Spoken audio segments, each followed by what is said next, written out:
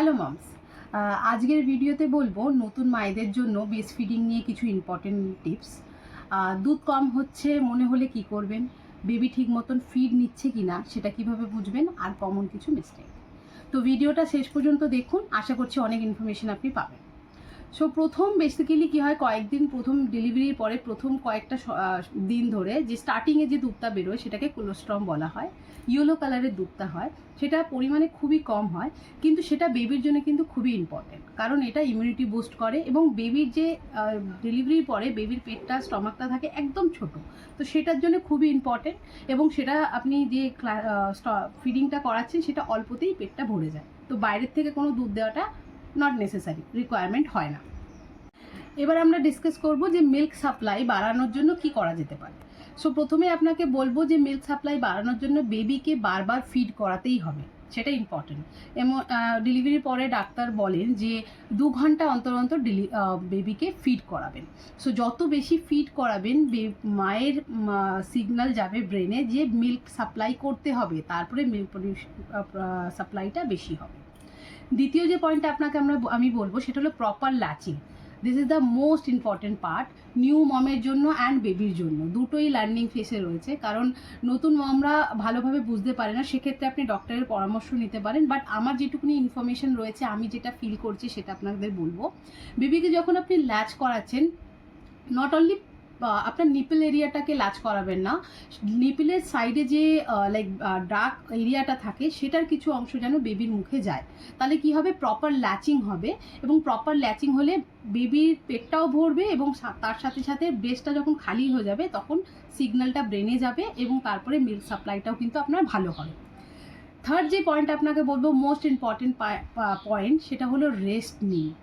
বিশ্রাম নেওয়া is most important, কারণ আপনার ডেলিভারি হওয়ার পরে আপনার হতে পারে যে আপনি নর্মাল ডেলিভারি হয়েছে, মেবি হতে পারে সি সেকশন হয়েছে, দুটো ক্ষেত্রে কিন্তু আপনাকে রেস্ট নিতে হবে, বডিকে রেস্ট দিতে হবে। যত আপনি বিশ্রাম নেবেন ততই কিন্তু মিল্ক সাপ্লাইটা আপনার বাড়বে। চতুর্থ নম্বর পয়েন্ট যেটা আমি আপনাকে বলবো, হাইড্রেশন মেনটেন করতে হবে। আপনি ডেলিভারির সময়ও করেছেন, ডেলিভারির আগেও করেছেন, এখনও করতে হবে। কারণ হাইড্রেশন, বডিকে হাইড্রেট রাখলে বডির কিন্তু মিল্ক সাপ্লাইটাও ভালো হবে এবং নিজের শরীরটাও ভালো থাকবে। তো সেক্ষেত্রে আপনি নর্মাল জল ইনটেক করতে পারেন, কোকোনাট অয়েল ইনটেক করতে পারেন, কিংবা ধরুন জুসও ইনটেক করতে পারেন, ডিপেন্ড অন ইউ, কিন্তু হাইড্রেশনটা মেনটেন করতে হবে। এবার আমরা ডিসকাস করব যে বেবি পর্যাপ্ত পরিমাণে দুধ পাচ্ছে কি না সেই বিষয়। তো এটা নিউ মমের ক্ষেত্রে খুবই স্ট্রেসফুল সিচুয়েশন হয়। অনেক সময় আমরা ভাবি যে বেবির প্রপার দুধ পাচ্ছে না, পেট ভরছে না, তার জন্য বারবার কাচ্ছে। তো সেই বিষয়ে কিছু টিপস আমি আপনাকে দেবো। সো ফার্স্ট আপনি চেক করবেন যে বেবির ইউরিনটা প্রপার হচ্ছে কি না। প্রপার ইন দ্য সেন্স, আমার ডক্টর আমাকে সাজেস্ট করেছিল ইউ নিড টু চেক কি এভরি 4 আওয়ার্সে একবার করে ইউরিন বেবি পাস করছে কিনা। তো আপনি ডাইপার পরিয়ে রাখুন কিংবা নর্মাল না রাখুন, আপনাকে কিন্তু চেক করে দেখতে হবে যে পুরো দিনে এবং রাত্রে মিলে 24 আওয়ার্সের মধ্যে 6 থেকে 7 বার ইউরিন করছে কিনা। যদি করে, তার মানে আপনার বেবির কিন্তু পেট ফুল, ঠিক আছে। সেকেন্ড যে পয়েন্টটা আমি আপনাকে বলবো সেটা হলো বেসিক্যালি ফিড যখন শেষ হয়ে যাচ্ছে, মানে যখন বেবি ফিড করে নিচ্ছে, তারপরে বেবি কাম থাকছে কিনা। কাম মানে খেলছে, সবার সাথে আই কন্ট্যাক্ট করছে কিংবা হাসছে। তো এই জিনিসগুলো আপনি একটু চেক করবেন, তাহলে কি বোঝা যায় যে হ্যাঁ পেটটা ফুল হয়ে গেছে, now it is time to enjoy. তো সেটা আপনি একটু চেক করে দেখবেন। এবং থার্ড পয়েন্টটা আমি আপনাকে বলবো, ওয়েট গেইন। ওয়েট গেইনটা কী হয়, ডেলিভারির প্রথম 1-2 সপ্তাহ ওয়েট গেইনটা হয় না, কমে যায় আরও, কিন্তু লেকিন থার্ড উইকের পর থেকে ওয়েটটা আরও গেন হওয়া স্টার্ট হয়, র্যাপিডলি স্টার্ট হয়। তো সেক্ষেত্রে আপনি ডক্টরের সাথে ভিজিট করবেন, ওয়েট চেক করবেন। যদি ওয়েট গেন হচ্ছে, ইট মিনস আপনার মিল্ক সাপ্লাই ভালো আছে এবং আপনার বেবির পেটটাও ভরছে। Last but not the least, একটা জাস্ট পয়েন্ট আপনাকে বলবো, যদি আপনি কোনো সময় লক্ষ্য করেন যে আপনার বেবি স্লিপি রয়েছে, ফিড প্রপার নিচ্ছে না, ওয়েট গেন হচ্ছে না, প্লিজ আপনি কিন্তু সঙ্গে সঙ্গে ডক্টরের পরামর্শ নেবেন এবং ডক্টরের সাথে কথা বলবেন এই বিষয়টা নিয়ে। এবার আমরা আপনাকে ডিসকাস করব কিছু কমন প্রবলেম হয় নিউ মমের ব্রেস্ট ফিডিংয়ের ক্ষেত্রে, সেই বিষয়ে কিছু আপনাকে ইনফরমেশন দেব। সো প্রথম প্রবলেম যেটা হয় সেটা হলো নিপেলে পেন হয়, which is most of the ক্ষেত্রে হয়। আপনি ধরে নিন 70 to 80% বেবির নিউ মমের ক্ষেত্রে এই প্রবলেমটা হয়। এই প্রবলেমটা কিন্তু শুধুমাত্র মায়ের জন্য নয়, এটা কিন্তু বেবিরও। আমি আপনাকে ডিসকাস করছি কিভাবে। সো বেবি যখন আমি স্টার্টিংয়েই বললাম যে যখন নিপিলটা ল্যাচ করে সেক্ষেত্রে কিন্তু মায়ের খুব পেন হয় নিপিলে, ঠিক আছে। সাথে সাথে যখন নিপিল ল্যাচ করা হয় তখন কিন্তু বেবির মুখে মিল্কটা কিন্তু খুবই কম যায়। তার জন্যে যখন আপনি ল্যাচিং করাচ্ছেন স্টার্টিংয়ে, সেক্ষেত্রে আপনি নোটিস করবেন যে, যেটা আমি আগেও বললাম যে নট অনলি নিপিলের এরিয়া, সাইডে যে ব্ল্যাক এরিয়াগুলো রয়েছে সেটার মধ্যে কিছু অংশ যেন বেবির মুখে থাকে, তাহলে ল্যাচটা প্রপার হবে। তো ল্যাচিং সম্বন্ধে যদি আপনি পুরো ইনফরমেশন চান তাহলে কমেন্টে লিখবেন, তাহলে আমি পুরো ইনফরমেশনটা আপনাদের প্রোভাইড করব। নেক্সট যে প্রবলেমটা হয় বেসিক্যালি সেটা হলো এনগজমেন্ট ইন দ্য সেন্স, অনেক সময় মনে হয় বেবি মানে মাদারের ব্রেস্টটা টাইট হয়ে গেছে।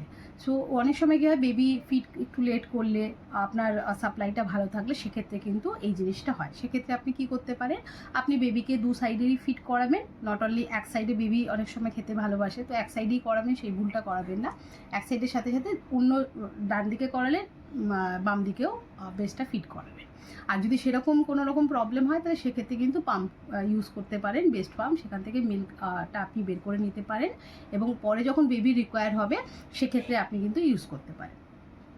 থার্ড যে প্রবলেমটা বেসিক্যালি হয়, আমি সেটাকে প্রবলেম বলবো না, উইচ ইজ গুড পার্ট, যেটা হলো বেবি র্যাপিড মানে ক্লাস্টার ফিডিং চায়। অনেক সময় কি হয়, ইভিনিংয়ের দিকে, আমার ক্ষেত্রে ইভিনিংয়ের দিকে হতো, ইভিনিংয়ের দিকে কিংবা রাত্রের দিকে বেবি কী হয় খুব তাড়াতাড়ি, মানে ধরে নিন আপনি 10-15 মিনিট অন্তর অন্তর বেবি ফিট চায়, খুব কাঁদে, আপনার কাছ থেকে ফিট চায়, আপনি ফিট করান, আবার 10-15 মিনিট পরে আবার কাঁদে, আবার ফিট করান। তো এটা একটা নাম যেটাকে আমরা বলি সেটা হলো ক্লাস্টার ফিডিং।